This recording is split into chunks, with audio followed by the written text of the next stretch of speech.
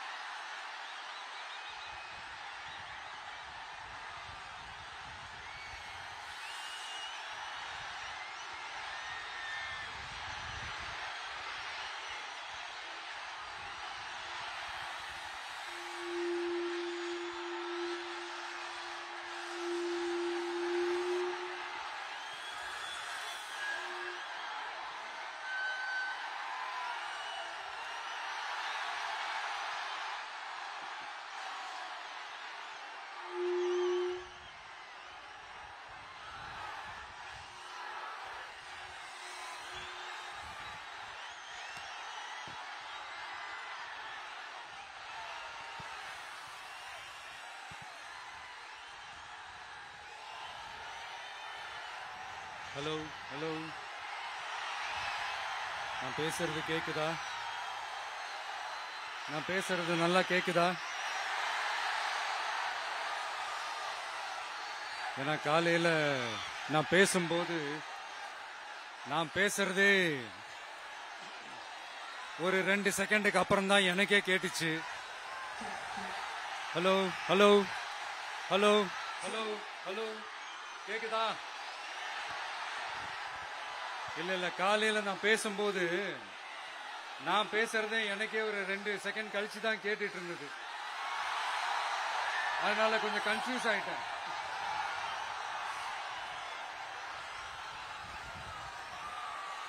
Okay, முதல்ல police டிபார்ட்மெண்ட்டுக்கு என்னுடைய மனமார்ந்த நன்றிகள்.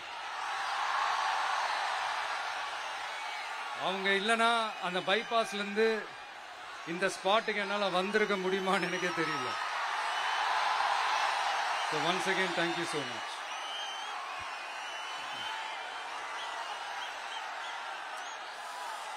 கரூர் அமராவதி ஆத்தங்கரையில இருக்கிற ஒரு ஊரு. அது மட்டும் இல்ல, இங்க ரொம்ப முக்கியமான டெக்ஸ்டைல் மார்க்கெட் ரொம்ப ஃபேமஸ், எல்லாருக்குமே தெரிஞ்ச ஒரு விஷயம் தான். அந்த மாதிரி கரூரை பத்தி பெருமையா சொல்லிக்கிறதுக்கு நிறைய விஷயங்கள் இருக்கு. அதுல எந்த மாற்று கருத்துமே கிடையாது. ஆனா இப்போ ரீசன்ட் டைம்ல பாத்தீங்கன்னா இந்தியாவிலேயே கரூர் அப்படின்னு சொன்னாலே ஒரே ஒரு பேர் தான் ரொம்ப ஃபேமஸா ஜொலிக்குது. அதுக்கு யார் காரணம்?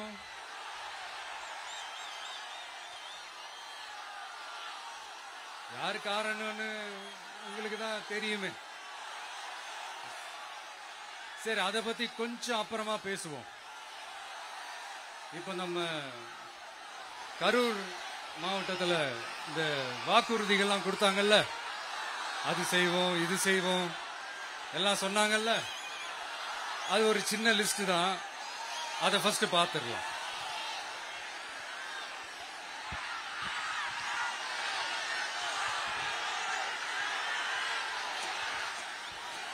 இந்த கரூர் மாவட்டத்தில்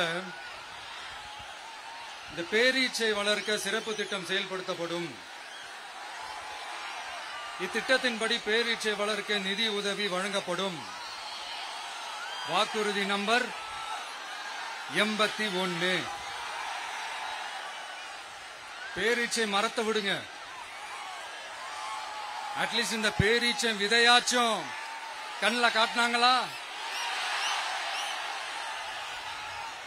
துபாய் குறுக்கு சந்து கதை தான்.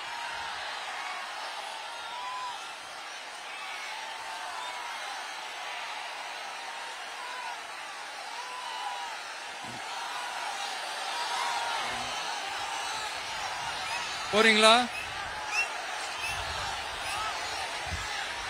அடுத்து இன்னொரு வாக்குறுதி இருக்கு. கரூர் விமான நிலையம் அமைக்க நடவடிக்கை எடுக்கப்படும்னு வாக்குறுதி நம்பர் 448.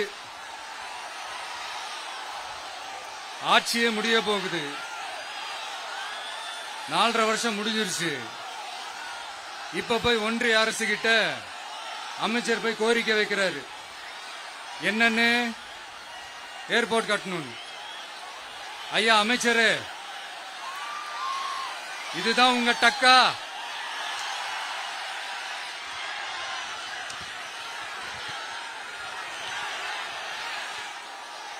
கரூர்ல விமான நிலையம் வந்தா போறீங்களா சார்? போயிடுங்க. அதான் கேட்டேன், அப்பவே கேட்டேன், போயிடுங்க. நண்பா கொஞ்சம் வழி விட்டுருங்க. நான் அந்த ஏர்போர்ட் கட்டுறதை பத்தி சொன்னேன் இல்லைங்களா? அது இங்க கட்டினா அந்த ஜவுளி தொழில்லாம் ரொம்ப நல்லா டெவலப் ஆகுன்றது உண்மையான விஷயம்தான். But at the same time இந்த பரந்தூர் மாதிரியே இந்த மக்கள் பாதிக்காத வண்ணம் அந்த இடங்களா பார்த்து அந்த ஏர்போர்ட் கட்டினா இன்னும் நல்லா இருக்கும். அப்புறம் நம்ம கரூர் பிரச்சனைக்கு வருவோம். இந்த மணல் கொள்ளை தாங்க கரூரோட தீராத தலைவலி. மணல் கொள்ளை கரூரை வறண்ட மாவட்டமாக்கிட்டது மட்டும் இல்லாம சட்டவிரோத கல் குவாரிகள் கரூரின் கனிம வளத்தை அழிச்சுக்கிட்டு இருக்கு. இதுக்கு காரணம் யாரு சிஎம் சார்? 11 மணிக்கு பதவி ஏத்துக்கிட்டா 11:05 மணல் கொள்ளை அடிக்கலாம்னு ஓபனா சொன்னவங்க தானே உங்க ஆளுங்க. 2026 மணல் கொள்ளை அடிக்கிறவங்க கிட்ட இருந்து அதுல வர்ற பணத்தை வச்சு தமிழ்நாட்டு மக்களை விலைக்கு வாங்கிடலாம்னு கனவு காண்றவங்க கிட்ட இருந்து நம்ம காவிரி தாய்க்கும் கரூருக்கும் விடுதலை வேண்டுமா வேண்டாமா? கிடைக்கும், கவலைப்படாதீங்க. தமிழ்நாட்டின் 3வது பெரிய ஏரி இங்க இருக்கிற பஞ்சப்பட்டி ஏரி. அதோட பரப்பு 1000 ஏக்கருக்கு மேல. அந்த ஏரி நல்லா இருந்தா விவசாயம் செழிப்பா இருக்கும். விவசாயம் செழிப்பா இருந்தா மொத்தமா பல லட்சம் குடும்பம் சந்தோஷமா இருக்கும். ஆனா பல வருஷமா அதை சீரமைக்காம அதுக்கு தண்ணி வர்ற வழிகளை சரி செய்யாம போட்டு வச்சிருக்கிறாங்க இந்த ஆட்சி செய்யறவங்க. நம்ம ஆட்சி, அதாவது உங்க ஆட்சி வரும் அன்னைக்கு இந்த பஞ்சப்பட்டி ஏரிக்கு உயிர் வரும். உங்க முகத்தில் நிம்மதி சந்தோஷம் எல்லாம் திரும்ப வரும். ஜவுளி தொழில் கரூர் நகரை வளர்த்தெடுக்குது. இருந்தாலும் மக்கள் பாதிக்காத வண்ணம் ஜவுளி தொழிற்சாலைகள் இருந்து வெளியேறிய கழிவுகளை சுத்திகரிக்க அறிவியல் பூர்வமான நடவடிக்கைகள் எந்த அரசும் எடுக்கவே இல்லை என்ற கவலை மக்கள் கிட்ட இருக்கு. இதை தீர்க்கக்கூடிய பிரச்சனைகள் எல்லாம் அலசி ஆராய்ந்து உண்மையாகவே நாம அவற்றை முன்னெடுப்போம். இப்ப நான் ஒரு விஷயத்தை பத்தி முன்னாடியே பேசலாம்னு சொன்னேன்ல, இப்ப அந்த விஷயத்துக்கு வருவோம். இப்போ கரூர்ல வழி விட்டுருங்க அகைன். அப்ப நம்ம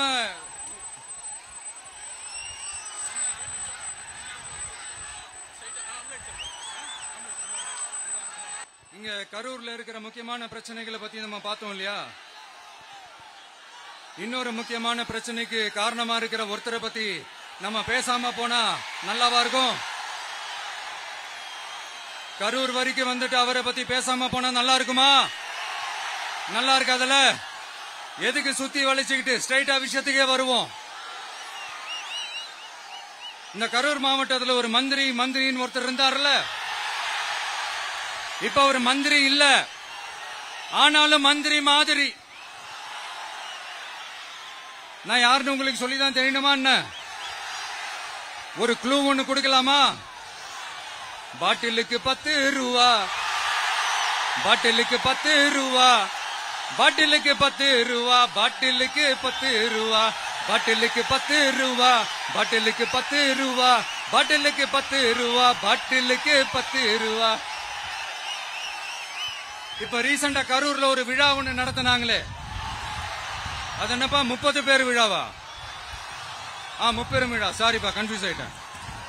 அந்த விழாவில் மாண்புமிகு சிஎம் அவர்கள் இந்த மாஜி மந்திரியை பத்தி உச்சி மேல தூக்கி வச்சு மெச்சினதெல்லாம் நம்ம காதால கேட்டோம் இல்லையா?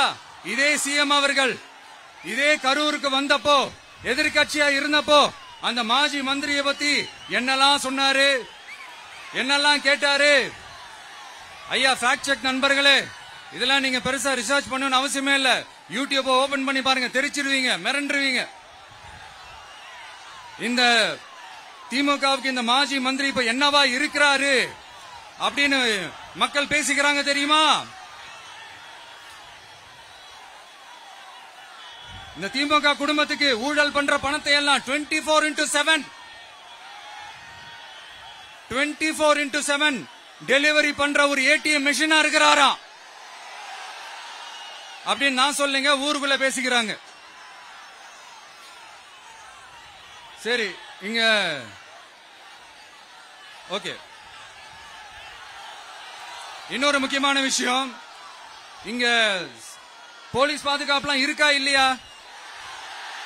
போலீஸோட கைகள்லாம் கட்டப்பட்டிருக்குன்னு நினைக்கிறேன். போலீசார் மக்கள் தான் sir எஜமானர்கள்.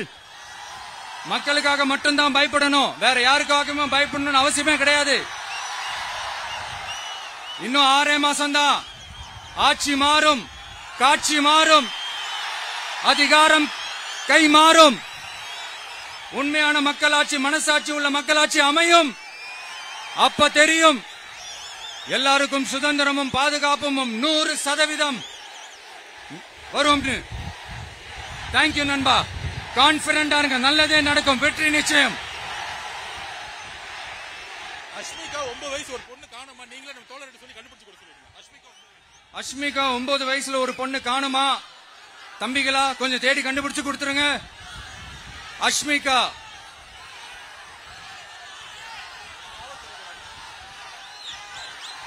Police sir, please sir, please help sir, please. Thank you நண்பா, thank you. See you all. Thank you. கான்பிடண்டா இருங்க, நல்லதே நடக்கும், வெற்றி நிச்சயம். மீண்டும் சந்திக்கும் வரை நன்றி, வணக்கம்.